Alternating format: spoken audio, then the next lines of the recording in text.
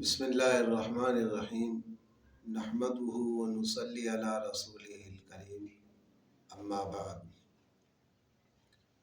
الحمدللہ، اللہ تعالیٰ نے ہمیں رمضان المبارک کا مہینہ عطا فرما دیا۔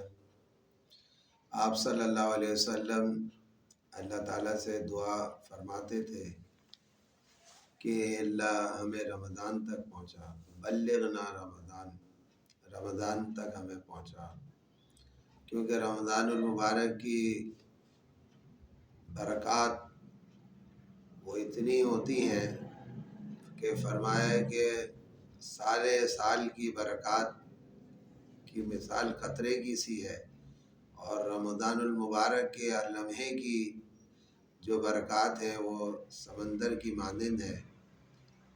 تو یہ بڑا مبارک مہینہ ہے جو اللہ تعالیٰ نے ہمیں عطا فرمایا، اور اس مہینے میں اللہ تعالیٰ نے ہمیں روزے عطا فرمائے۔ روزوں کی فضیلت جو ہے احادیث کے اندر بہت زیادہ آتی ہے۔ چند حدیثیں میں آپ کے سامنے روزوں کی فضیلتوں پر بیان کرتا ہوں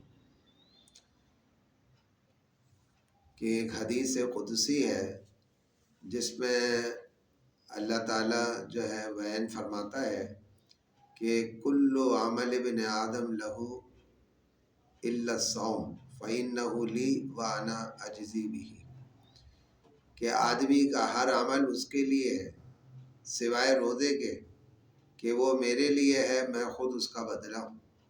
تو یہ بہت بڑی فضیلت ہے کہ اللہ تعالیٰ فرماتا ہے کہ روزہ صرف میرے لیے ہے اور میں خود اس کا بدلہ ہوں۔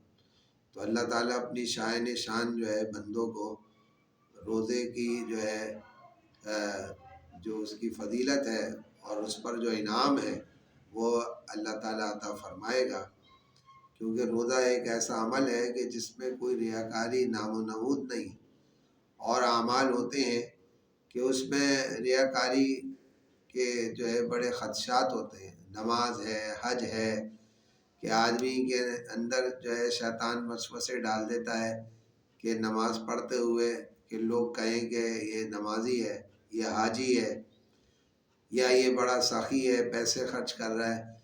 تو ہر عمل کے اندر کوئی نہ کوئی ریاکاری کا شبہ ہوتا ہے، لیکن فرمائے کہ روزے میں کوئی جو ہے ریاکاری کا شبہ نہیں ہے۔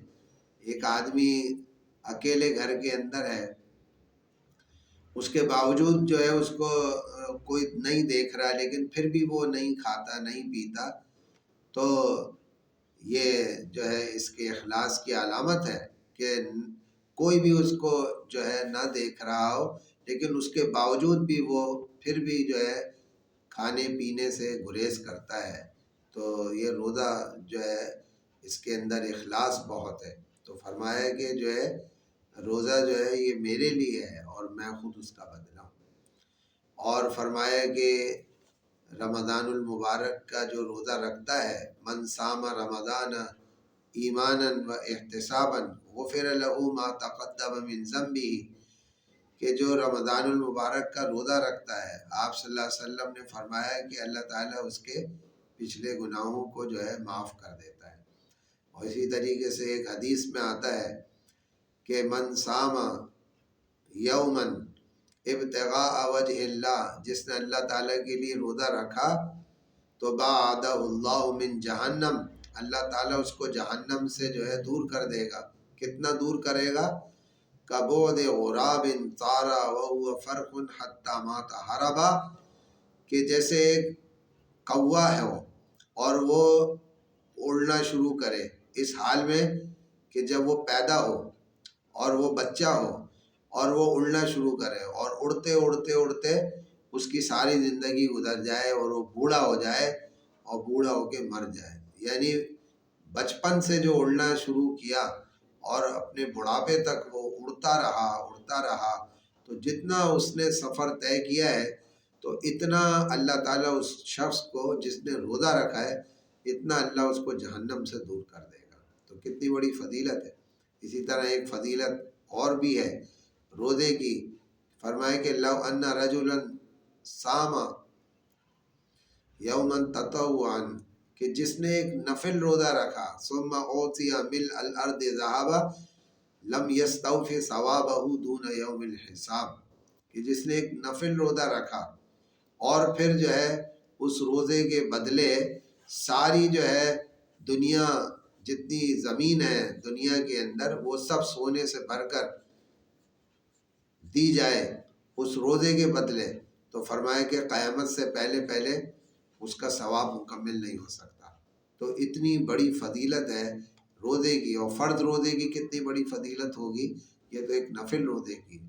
اسی طریقے سے فرمایا کہ جو روزہ رکھتا ہے رمضان کے اندر، تو اللہ تعالیٰ جو ہے اس روزہ رکھنے پر اس امت کو وہ 5 خصوصیات سے نوازتا ہے جو پہلی امتوں کو اللہ تعالیٰ نے وہ خصوصیات نہیں دی، جو ان رمضان کے اندر آپ صلی اللہ علیہ وسلم کی امتوں کو جو خصوصیات ملی ہیں وہ کون سی ہیں؟ فرمایا کہ ایک ان میں سے خصوصیت یہ ہے کہ خلوف فم الصائم اطیب عند اللہ من ریح المسک، کہ روزے دار کے منہ سے جو بدبو آتی ہے اللہ تعالیٰ کو وہ بدبو مشک سے زیادہ پسندیدہ ہے۔ یعنی کہ ایک تو بدبو سے لوگ دور بھاگتے ہیں، لیکن روزے کی حالت میں جو منہ سے خالی پیٹ ہونے کی وجہ سے جو بدبو ہے اللہ تعالیٰ کو جو ہے وہ مشک سے زیادہ پسندیدہ ہے۔